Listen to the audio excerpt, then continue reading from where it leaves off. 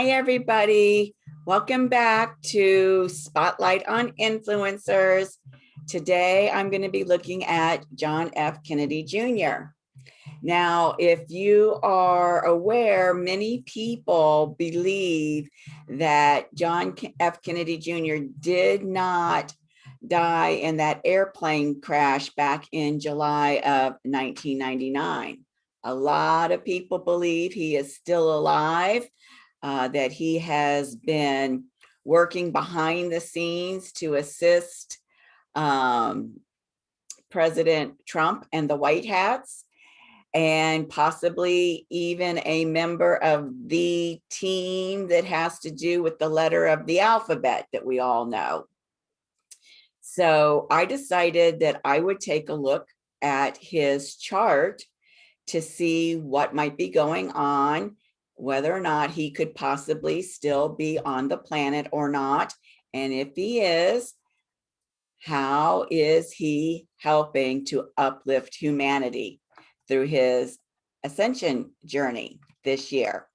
So the first thing I want to show you is this is his solar return chart from the year 1998 to 1999, when he allegedly passed away in that airplane crash with his wife and his sister-in-law. So I'm just going to be looking at a few key items here that will give me a hint. Everybody translates these frequencies differently, and so I'm just going to give you my take on what I'm picking up here.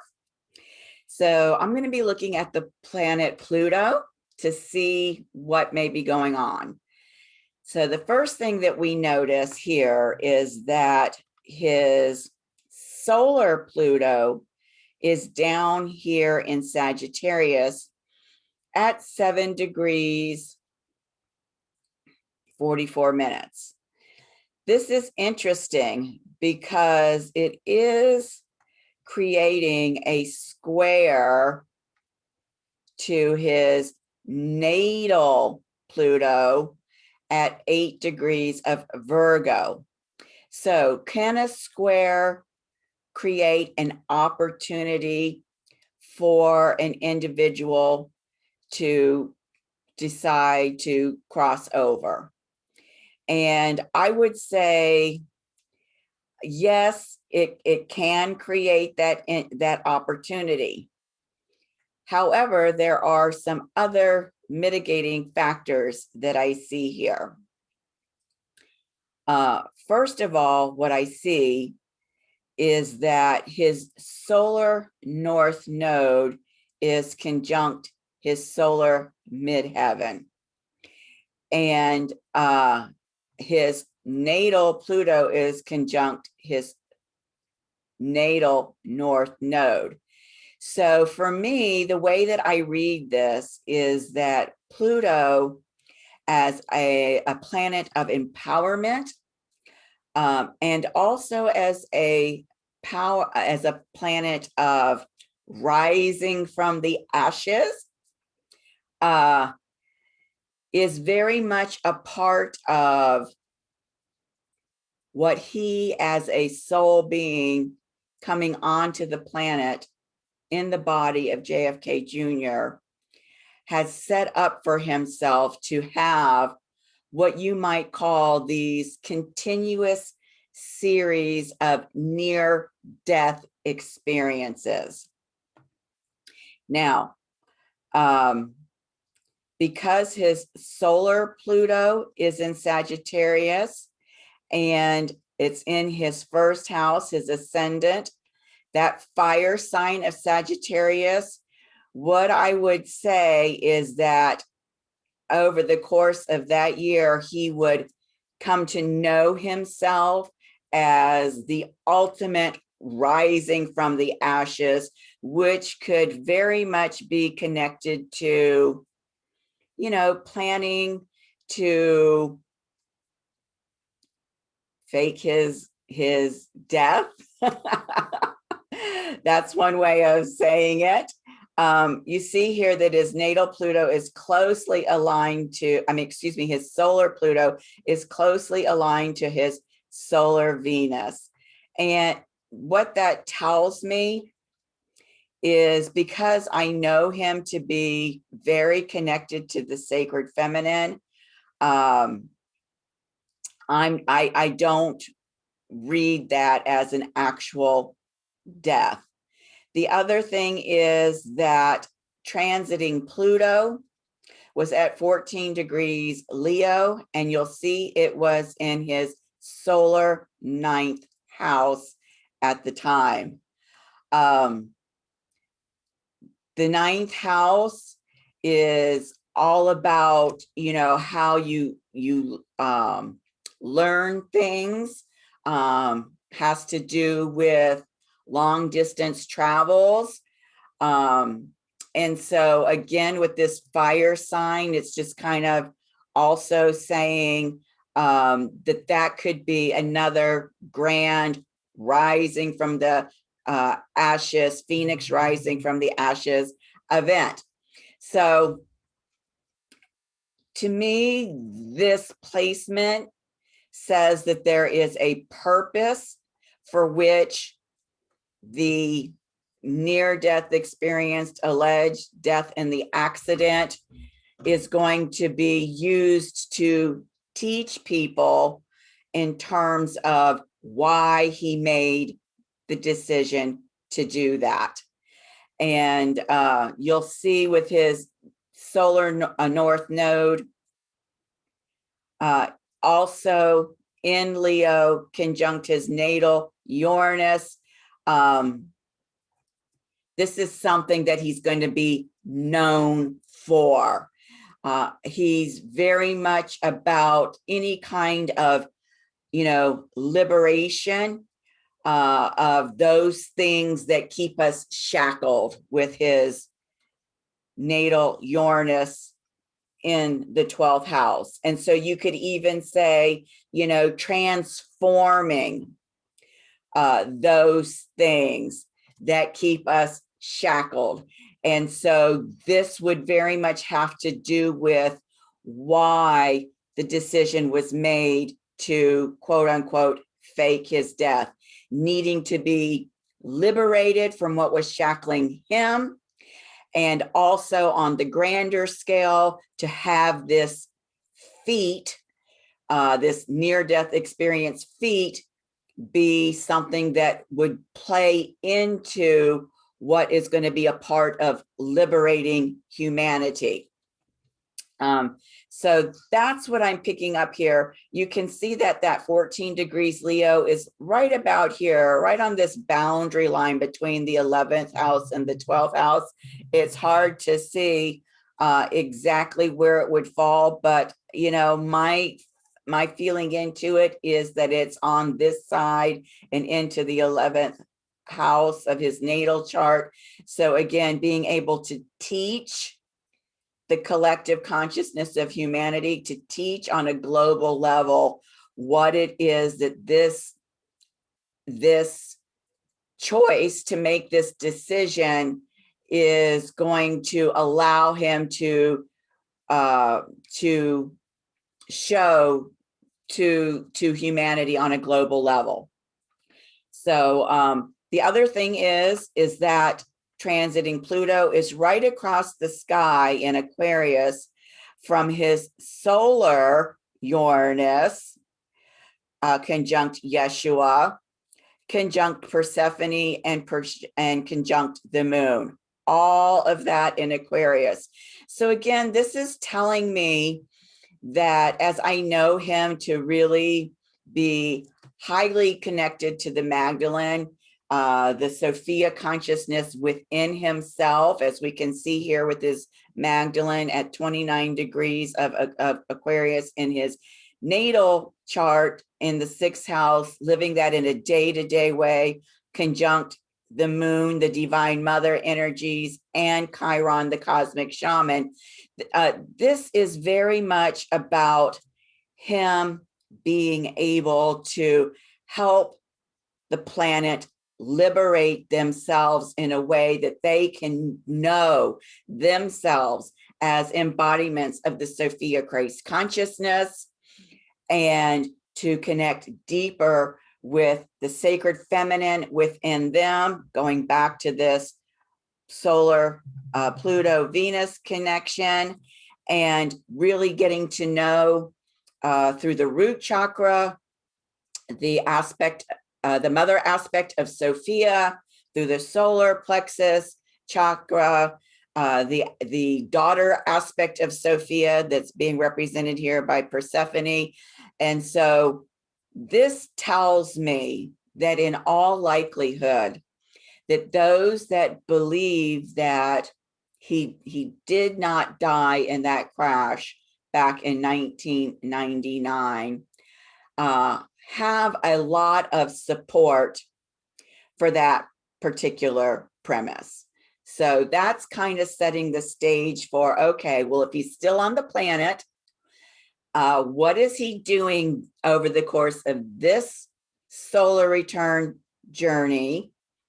We know his birthday's in November, so from last November up to this coming November, to help to uplift humanity. So let's fast forward here to his solar return chart for 2020 to 2021 to see how he may be doing that. And the first thing that I see straight away is, you'll notice here this solar ascendant in Pisces and descendant in Virgo. This Pisces Virgo path, this is the path of the helpmate.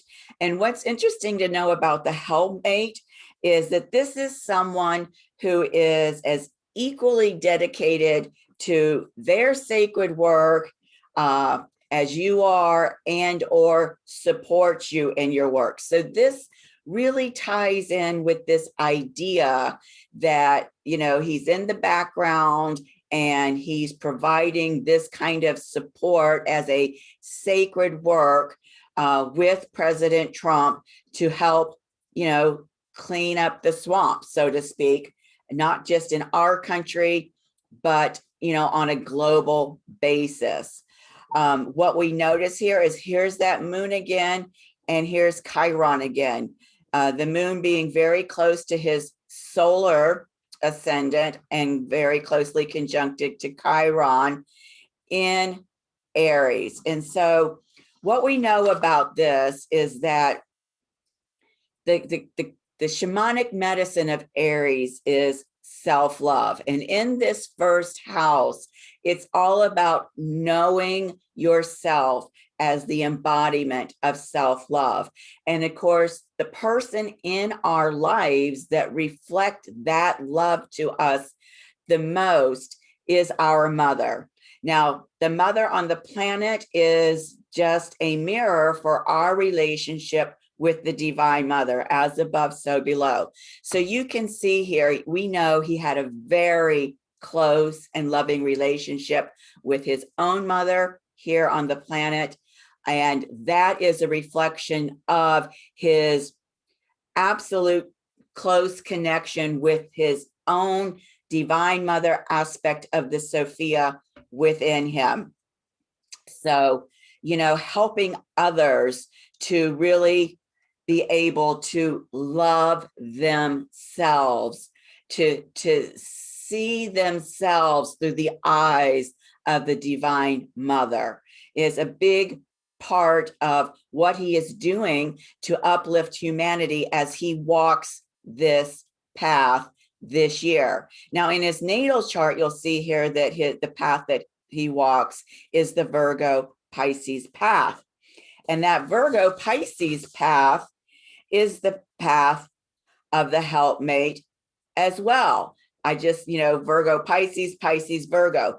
This is a path that is very near and dear to him. And so it's no surprise that this is a path that he is walking this year to expand his evolution in terms of being that embodiment of the helpmate. And for those that knew him personally, my sense from what I've seen, just, it's hard to trust the mainstream media, but just from what I've seen is I get the sense that he really in his day-to-day life takes on that role, especially for those who are important to him and close to him. So you'll also see here that his solar moon is conjunct his natal Osiris. Now, in Egyptian mythology, Isis was known as Sophia. And we know that Osiris was the beloved partner of Isis, just as Yeshua and Mary Magdalene were beloved partners. And so since Mary Magdalene was the embodiment of Sophia, Isis was known as Sophia, Yeshua was the embodiment of Christ, it makes sense that Osiris, although it hasn't been spoken to directly, is an embodiment of Christ as well. And so his inner Christ energies are being activated by the Divine Mother. And so as he helps people and he transmits that frequency of divine love to them, what we see here is that they themselves will start to have their inner Christ activated within them. And furthermore, just as the last piece that I'm going to go over, because I know that I'm trying to keep these 10 to 15 minutes long, there's so much I can say about this, is you'll see that his solar north node is up here in the third house, solar third house, and it's conjunct his natal Isis, okay? Isis and Osiris, Sophia and Christ. And so, again, his intention as he evolves over this year up into his next birthday, November, is to communicate this Sophia consciousness to his local community. Now, the local community is interesting because, some people might grow up and never go, outside of 6 blocks of where they were born, and they live their whole lives there. That's their local community. Other people who are traveling all over the world, that could be their local community. The planet could be their local community. And so it's very interesting to me that this solar north node is conjuncting this Isis in his natal 10th house. This is the house, the work that you are known for. And I believe that what this means too is that it's very likely that he could even reveal himself this year. We see that this Gemini is opposite here, Sagittarius, and again, very close to, at that 20-degree point, his solar midheaven. And so actually that's closer to 27, 28. But, we work with 5 to 10-degree orbs. I would say that it could be very likely that he does, in fact, reveal himself this year. So we will wait and see with bated breath. So he is doing a lot behind the scenes to support humanity in its awakening. And it's really exciting to share this with you. So this is a way that you can help me to continue this video series, you can send me requests for influencers that you follow that you would like me to do a spotlight on. You can do that at my contact page, which is goldenraycenter.com/contact-us/.